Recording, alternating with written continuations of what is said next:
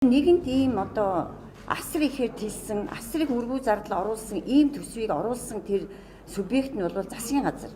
Тэгэхээр засгийн газар энэ хуулиа татах бүрэн боломжтой. А дээрэс нь яг уу улсын хурал тарна гэдэг нэг ийм юм бол байгаа. Гэтэ ийм асуудал бол байхгүй.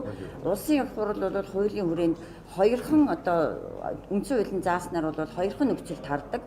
3-2 нь өөрснийгөө тараа гэсэн. А эсвэл бол ерөнхий сайдаа 30 хоногийн дотор баталж чадахгүй бол гээд. Тэгэхээр энэ дээр бол 11 сарын 15-ны дотор төсвийг баталж чадахгүй бол яах вэ гэдэг дээр айдас бол байхгүй. За дахиад хуулиар зохицуулсан байгаа. Төсвийн тухай хуулийн 41-ээр байна уу?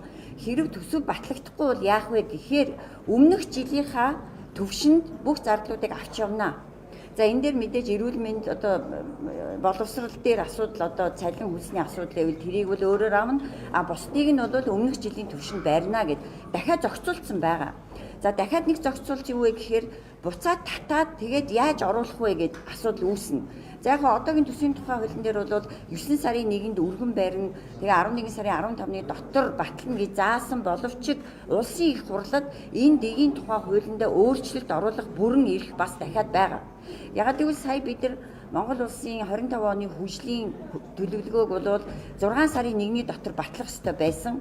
Дээрээс нь аудитын гүйцэтгэлийг бол бас тухайн одоо хавар батлах ёстой байсан боловч сонгуулийн жилдээ холбогдуулаад баталж чадаагүй.